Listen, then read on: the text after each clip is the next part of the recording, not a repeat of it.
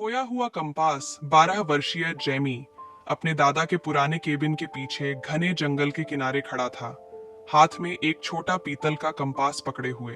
उसके दादा, जो एक पुराने नाविक थे, ने एक बार उसे बताया था, यह कंपास तुम्हें हमेशा घर तक पहुंचाएगा। लेकिन आज इसे उसे कहीं और ले जाना था। सूरज आसमान में झुका हुआ था और हवा में नम मिट्टी और चीड़ के पेड़ों की खुशबू थी। जेमी का दिल तेजी से धड़क रहा था। जब उसने आगे कदम बढ़ाया, उसके जूते नीचे की झाड़ियों को कुचलते हुए। कुत्ता रस्टी उसके साथ चल रहा था। उसकी पूंछ हिल रही थी।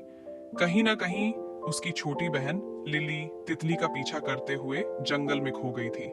उसे अंधेरा होने से पहले उसे खोजना था। जैमी ने लिली को ज्यादा दूर न जाने की चेतावनी दी थी, लेकिन उसकी जिज्ञासु आत्मा हमेशा उसे नई जगहों की ओर खींच ले जाती थी।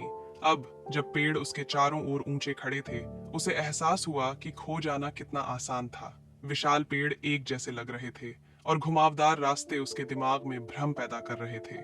उसने गहरी सांस ली और कंपास खोला। सुई थोड़ी हिली, फिर उत्तर की ओर स्थिर हो गई। चलो रस्टी, जैमी ने कहा, हम इसे खोज लेंगे। वे सावधानी से आगे बढ़े। जैमी हर कुछ मिनटों में लिली का नाम पुकारता रहा। हवा पत्तों को सरसराती रही, जिससे वास्तविक ध्वनियों को कल्पना से अलग करना मुश्किल हो गया। फिर कहीं से एक हल्की और डरी हुई आवाज आई, जैमी। उसका दिल तेजी से धड़कने लगा। उसने पूर्व की ओर मुड़कर तेजी से आगे बढ़ना शुरू किया। उसके हाथ में कंपास हल्के से हिल रहा था। लिली, बोलती रहो, मैं आ रहा हूं, मैं फंस गई हूं। जैमी एक झाड़ी के पीछे से गुजरा और अंत में उसे देख पाया।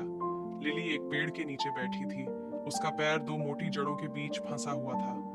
उसकी आंखों से आंसू बह रहे थे, लेकिन जैसे ही उसने जैमी को देखा, उसकी आंखें चमक उठी। मैं तुम्हें निकाल लूंगा, जैमी ने कहा, घुटनों के बल बैठते हुए। उसने उसके जूते को जड़ों से सावधानी पूर्वक निकाला और उसे खड़ा किया। वह थोड़ा डगमगाई, लेकिन फिर भी हल्का सा मुस्कुराई। मुझे लगा मैं हमेशा के लिए खो गई हूँ, उसने सिसकते हुए कहा। जैमी ने कंपास निकाला और उसे दिखाया। जब तक हमारे पास यह है, हम खो नहीं सकते। दादाजी ने हमेशा कहा था कि यह हमें घर ले जाएगा। हाथ में हाथ डालकर वे पश्चिम की ओर बढ़े। रस्टी उनके साथ चल रहा था। उसके कान खड़े थे, जैसे उसे भी पता था कि वे सही दिशा में जा रहे हैं। जैसे जैसे सूरज पेड़ों के पीछे छिपता गया, उनके दादा का केबिन दिखाई देने लगा। जैमी ने राहत की सांस ली। लिली ने उसे कसकर गले लगाया। धन्यवाद, तुमने मुझे खोज लिया। जैमी मुस्कुराया और उसके बालों को हल्के से सहलाया। हमेशा उस रात जब वे आग के पास बैठे थे, उनके दादाजी ने मुस्कुराते हुए जैमी के कंधे पर हाथ रखा। बेटा, तुमने अपने दिल से काम लिया, सिर्फ कंपास से नहीं।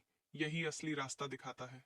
जैमी ने अपने हाथ में छोटे पीतल के कंपास को देखा और महसूस किया कि दादाजी सही थे। और शायद शायद वह भी एक दिन अपनी खुद की यात्रा के लिए तैयार हो जाएगा। मैंने आपकी कहानी को हिंदी में अनुवाद कर दिया है। अगर आप इसमें कोई बदलाव या सुधार चाहते हैं